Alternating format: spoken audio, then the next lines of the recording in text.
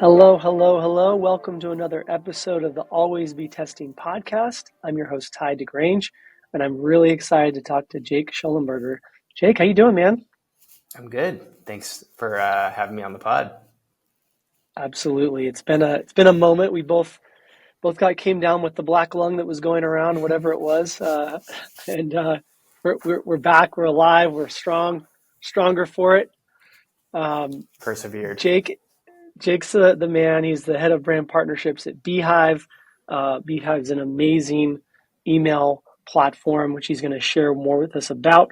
I happen to be a user, a fan, and yeah, Jake's got some great knowledge to share on growth, on partnerships, and a lot of things, all things Beehive. So this should be a good one for everybody out there.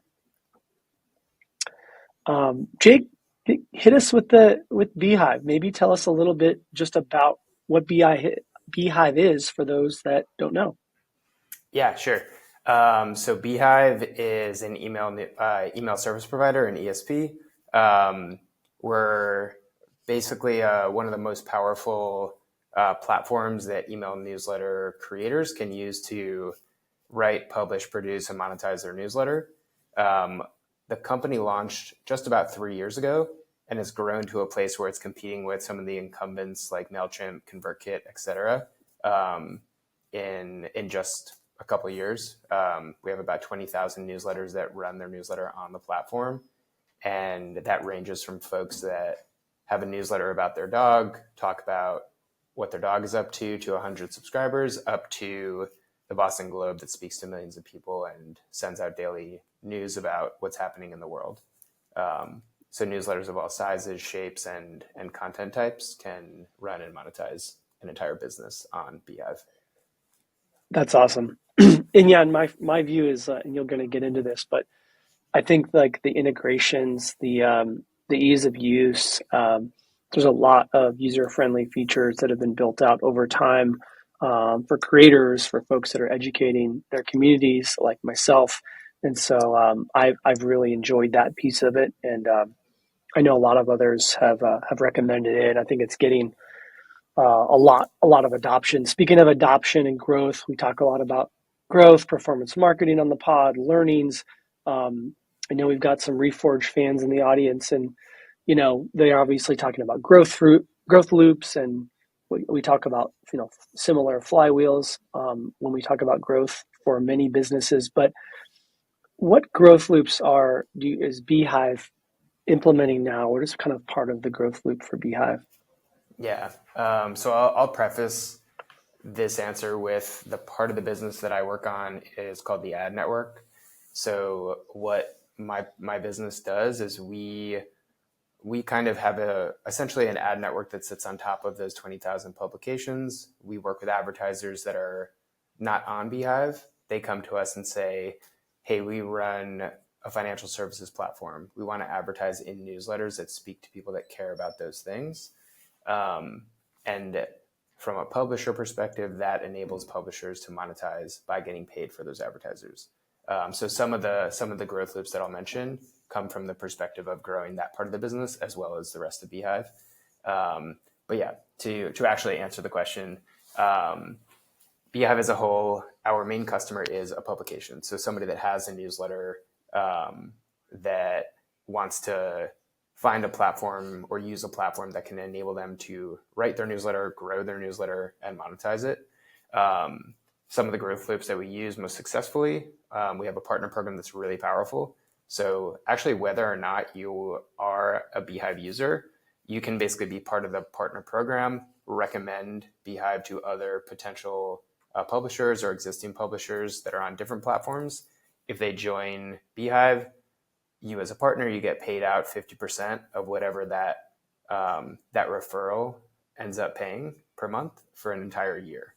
It's a really large payout, and it can enable folks to actually earn enough to pay their rent, pay their car insurance, pay their car off every month.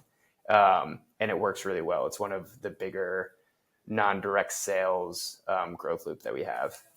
Love a good affiliate program. Oh yeah, the affiliate program, it rocks. We also offer every quarter the the referrer that refers the most folks to us, we send them, we call it the Beehive Beach Club. We send them on a trip to a beach or an island somewhere awesome. And we don't skimp out. It's a really awesome trip because we really appreciate the work that these folks are putting into the program. It's amazing. Love that. Yeah. I'll mention one other and then can expand on some others as well if we have time. But dog fooding, it's kind of a hidden gem, but I would say over 75% of the employees at Beehive have a newsletter. And so we use the product all the time. The newsletters that people run range in like style, content type, etc. And that really enables us to do a lot of testing and do real testing. So we're not just poking around and seeing if the buttons work. Everybody's actually using the tool because they're writing a newsletter. They're monetizing it. It's a second source of income for them. And it really enables us to deeply understand the product.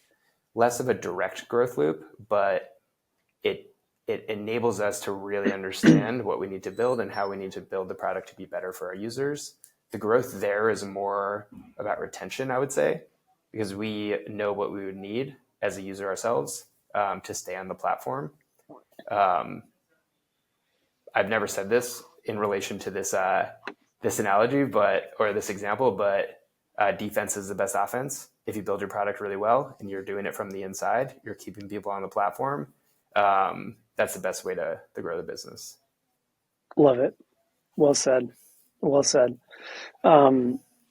What are, you talk about the feature set, you talk about some of the, other pieces of the business that you're focused on. What are some of the examples that you kind of want to dive into and share with the audience? Yeah. I'll actually talk about the ad network a little bit. It relates to dog fooding.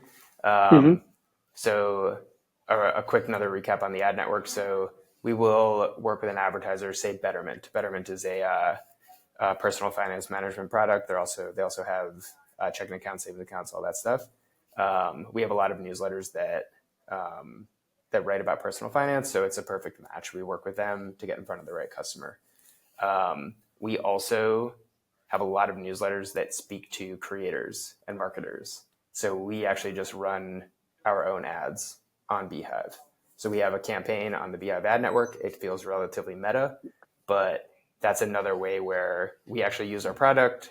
We know that we have 500 newsletters that speak to other creators that are writing newsletters, writing about how to grow your newsletter. So we just advertise in those newsletters. We're essentially paying them through an ad to talk about the product that they're using to write the newsletter in the first place. And it gets in front of the most pointed audience because we know everybody that's reading about how to write a newsletter is probably interested in writing a newsletter or is writing a newsletter. I love the relevancy. Yeah. I can bring up one or two more. I'll actually talk about the listicles that we write. So we produce a lot of listicles about our own users. So if you look on the blog, you'll see a couple dozen listicles about the top newsletters about fashion, or top 10 newsletters or top growing newsletters about fitness or finance. On its surface, it's a pretty simple blog post, but underneath, and the purpose of the listicle is actually twofold. One is just to showcase our users, give them something to celebrate, and motivate maybe folks that aren't on the list to do certain things to get on the list in the first place, or the next time it comes around.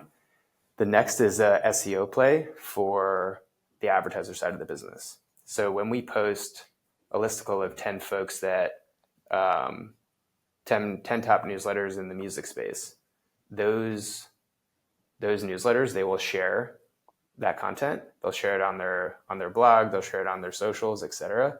Increases SEO for that list.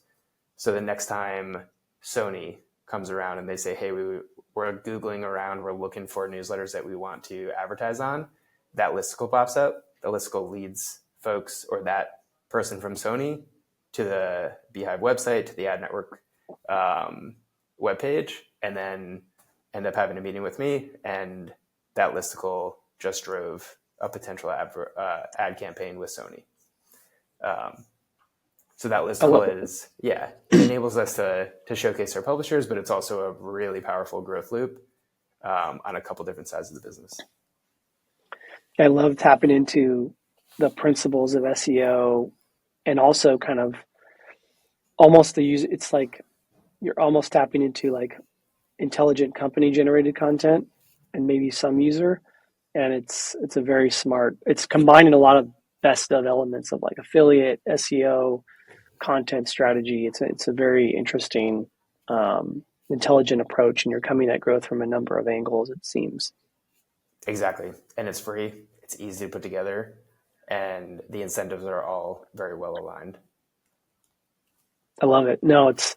I think that kind of it's a great summary of like a lot of the positives that are working well for the levers that you guys are utilizing intelligently. It's very interesting. It's why you guys are doing well, which is awesome. Totally. Speaking of doing well, what are you most excited about right now? Yeah, kind of what I mentioned earlier on, but the growth of the business has been really exciting. Um, Leadership, so Tyler, Ben, and the team, they're incredible about just having their finger on the pulse of what publishers need and building it and not waiting. Um, the company overall takes a very strong approach of building fast and shipping fast. And so just very exciting. So I've been at Beehive for about a year. I'll talk a bit more about my background later on, but Mm-hmm. joining a company that is very clearly winning and is not taking that for granted, um, that is manifested in seeing every product update shipping real features. And every time we talk to users or every time users are chirping us on Twitter, asking for products or giving us feedback, we recognize that feedback is actually a gift. We don't push it off and we build the things that they need. Um, and so that excitement is more about just recognizing that we have built a team of builders. And this sounds cliche, but people that actually want to build and people that are Yeah, excited about yeah. recognizing what the gaps are. I love that you guys are walking the walk there. I love that. I love that line. Feedback is a gift. It's such a powerful product growth, customer service, business mechanism, and much easier said than done. And I love to hear that you guys are walking the walk. Totally. I'll probably repeat that Um, again later on. So it's all right. We can put that in the headline. It'll be one sounds of the good. takeaways. Um, we're obviously a big proponent of Beehive. The growth is there. There's all kinds of growth levers we've talked about that are leading to the success. All great businesses have their challenges. What are some of those challenges that you're looking to overcome right now? I think it actually directly relates to what we just talked about. Feedback is a gift, but there's always a ton of it. And it's very difficult sometimes to understand if we're hearing a need from, say, 5 publishers, and then we hear 20 other needs from a couple hundred other publishers, which ones do we prioritize? There's so much to build. And because we have that mindset of trying to ship product really quickly, it's very easy to fall into the trap of just trying to build too much.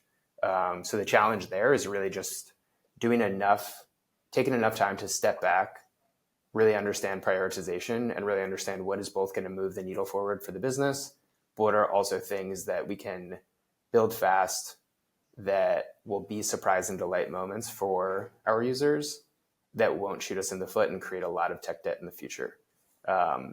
I think most companies, a lot of companies at this stage will experience that. And that's definitely a challenge that will never go away. We just have to ruthlessly prioritize while not Yeah, prioritizing so much that we're not doing anything. yeah, such a powerful one and such a challenging one. Um, when you kind of related topic, related question, right? Like kind of balancing that new feature shipping mindset to product updates to kind of like that really quality refined brand and alignment need of quality over necessarily quantity, right? And impact. What are some kind of guardrails you guys have put in place that have allowed that balance and allowed for the right mix there? Yeah. Um, I can't take credit for this. I think Tyler and the the the engineering team are very good about understanding what their bandwidth is. And in the last couple quarters, we've implemented cooldown weeks. Sometimes they're a week long, sometimes they're multiple weeks. Those are specifically built for during those cycles, that week long or two, whatever week long cycle, specifically focusing on fixing things that are broken, managing tech debt, and basically going back into that backlog. Every engineering team will have a massive backlog because not everything can get done. But having these cooldown weeks that are interspersed into regular development cycles really helps us understand, A, what is the level of tech debt? And B, let's just make sure we have specific time set aside to go back and make sure the product that we built a couple months ago is still operating at the level that it should be. And then also just allowing us time to do analysis on, hey, we launched this new feature. Is it working? Is it working as we expected? That all happens on a continual basis anyway. But having time that's specifically slotted out to do that from a technical perspective is really powerful and really helpful. I love that. Yeah, those are great call outs.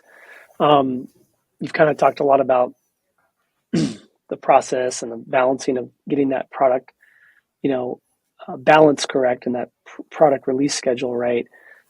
Flipping over to the marketing side, software is unique. Marketing SaaS is certainly unique.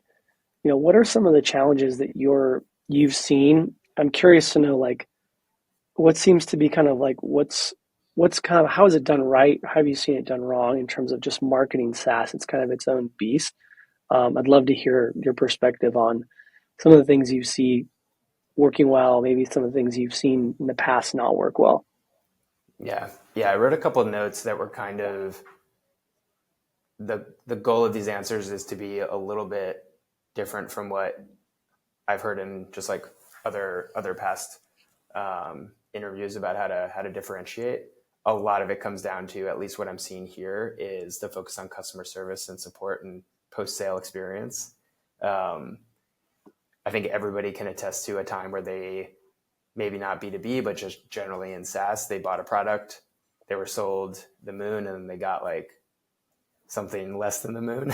And then all of a sudden the salesperson goes away and there's no support to help them figure out what they need to do or do what they need to do. We have a really large customer support team, and it's on purpose because we want SLAs to be really short, meaning we want like everybody's concerns to be addressed really fast. We want everybody who has decided to pay to use our product to have a really good experience, especially within the first couple of days.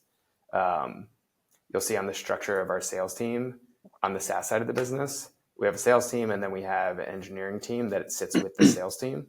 And that person or a couple people, depending on the size of the publication that's coming over to Beehive, they are extremely hands-on. They go in, they actually do the porting over from a ConvertKit or a MailChimp to Beehive. They'll rebuild automations. They'll do basically everything a publication needs to then sit down on Monday, get into Beehive, and not have to do anything new.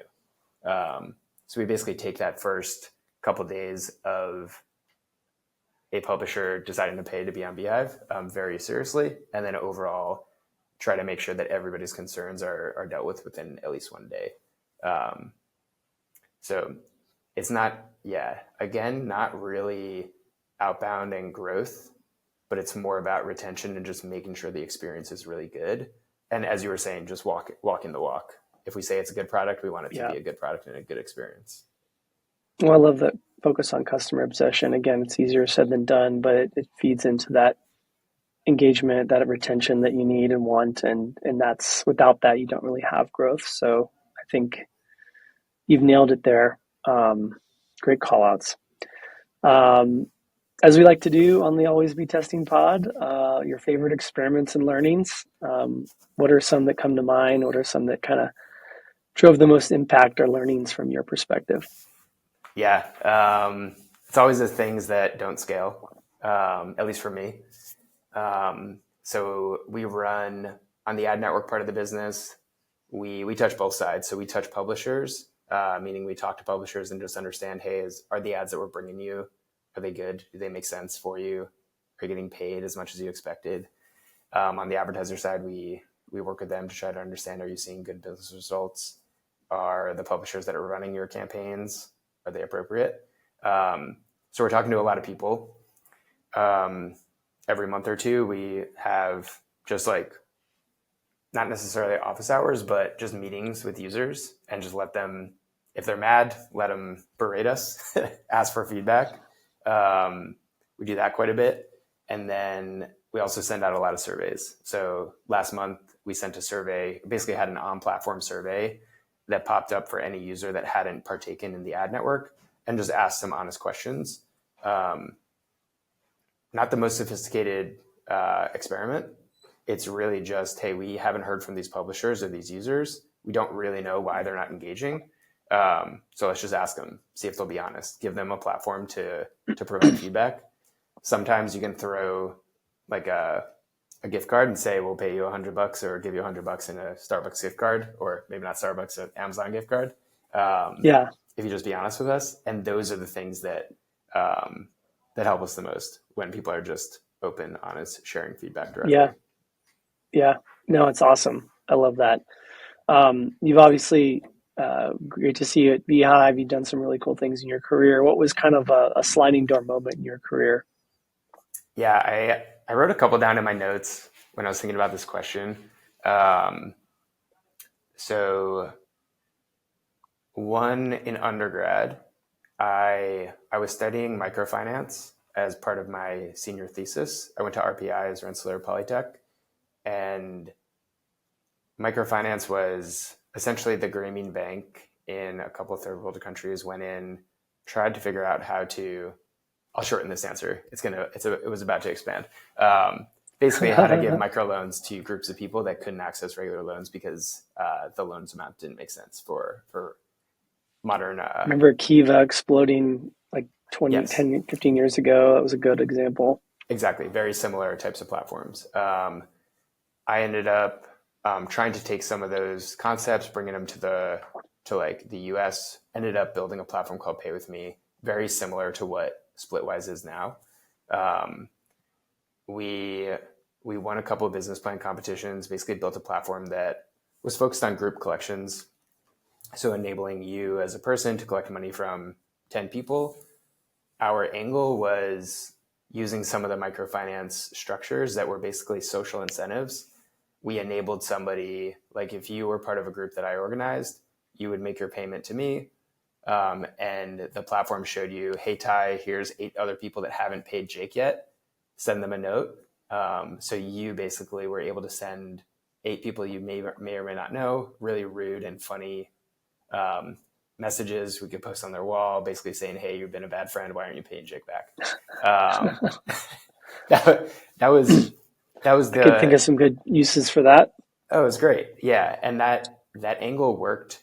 It was me and 4 other people in undergrad. We didn't know what we were doing. We didn't know how to build a business, but we built a product that worked. I think we processed about 20,000 transactions. We didn't make any money. And then we ended up shutting it down. But that was over about a year and a half. It was right out of undergrad. All of our friends were going and getting jobs at consulting firms or banks or whatever they were doing. And after that year and a half, we felt like we were behind. Very quickly, we realized that, hey, we had just built a business. We gained a ton of confidence. We understood how to go to market with a product. We understood how to do research. We understood how to build something.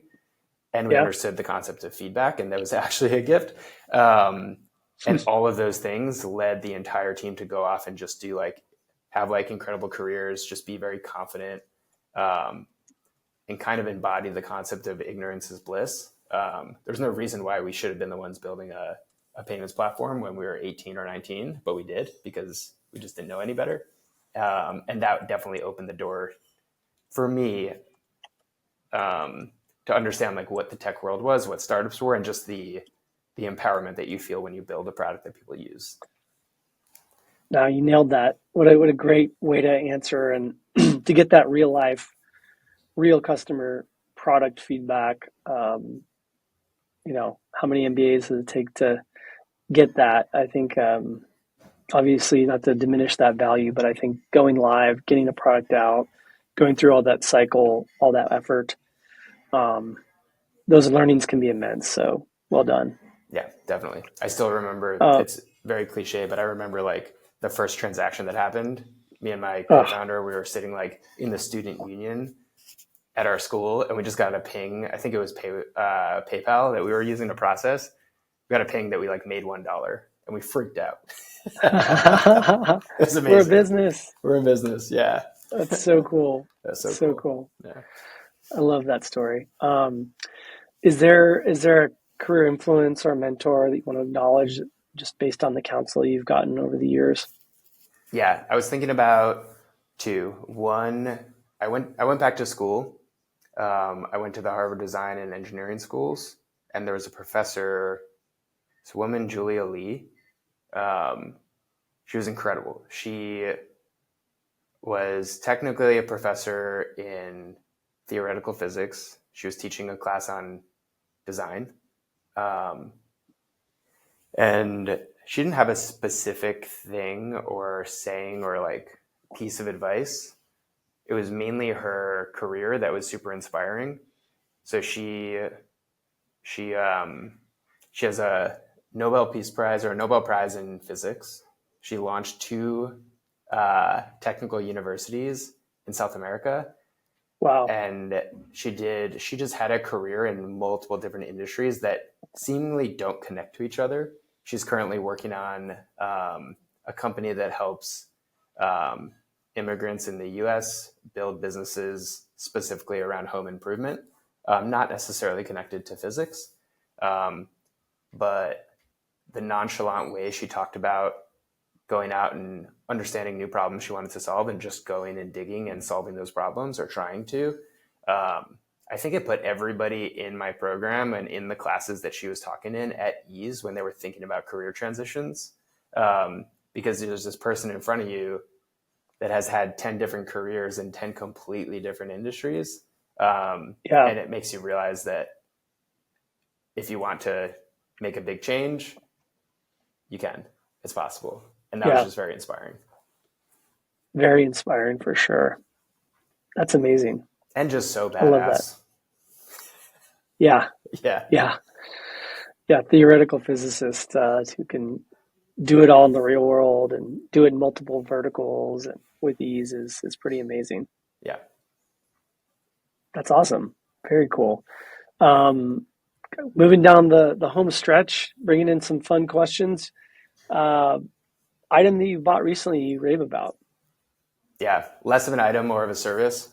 Um, I live in New York in Brooklyn. Lyft Pink is a game changer, mainly because it's $200 for a year. You get free access to City Bike. I like to bike around the city, um, and that includes, at least when I purchased it, it includes the electric bikes, the regular bikes, and then you get um, priority access to if you're ordering just a Lyft car. You just get your car faster. It's a little bit cheaper, but mainly about the bike. Awesome. I That's think I great. saved a couple $100 by using the free bikes. Are you ever feel a little bit unsafe on that thing in the city? Yeah, it's completely lawless, but it's an adrenaline rush. So That's amazing. You're just an adrenaline junkie. You don't care. You're like, let's do it. Let's do this.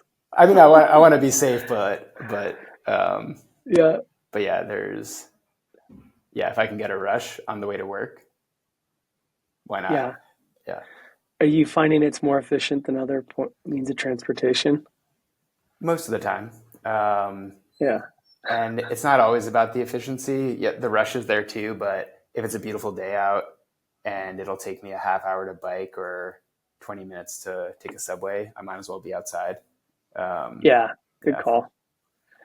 You dodging messenger bikes and other bikers as well? definitely. The messenger bikes, they'll go any which way. Um, I don't think they even see the stoplights. Um, on the whole, They I have a do. sixth sense.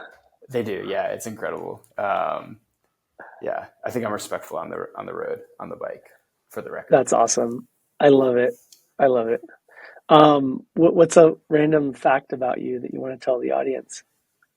I honestly forgot to prepare for this question, so this is the most nerve-wracking question. I'm just going to share my go-to corporate fun fact because it's Okay. relatively topical. But my birthday is Halloween, which is in 2 weeks.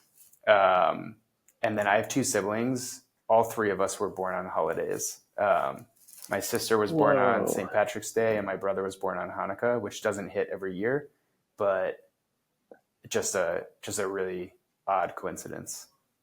That's a crazy coincidence. Fun fact. Yeah, A holiday birthday family. definitely. And all good holidays. Nothing that like the holiday overtakes the Yeah. birthday. They're all Yep. celebratory and they're not serious. So it's really fun. Nice. Nice. What, you got a Halloween costume picked up? I don't. I do. I have a dog. He's a black lab. Last year, I dressed as John Wick, and my dog's name is Johnny, so he was Johnny Wick. Um, Perfect. and then my Well done. backup, yeah, my backup is always Jake from State Farm. I love it. Very cool. Very cool. Jake from State Farm, where can people find you to learn more about you? Yeah, on Twitter or LinkedIn, I tweet a little bit more than I should. Handle is Schonberger Jake, um, or you can email me jacob@beehive.com. Awesome. Jake, this was awesome, man. Tons of learnings about Beehive, how you got there, the growth loops involved. The feedback is a gift. Message rings true throughout the product launches you've been through and that you're close to product now is inspiring and awesome stuff, man. I really enjoyed it. It was a packed session, and yeah, I know I get some folks reaching out to you with questions, hopefully, and let's keep the conversation going. All things Beehive, Beehive's rocking. So, congrats, man. Awesome. Appreciate it. Thanks for having me on. You bet.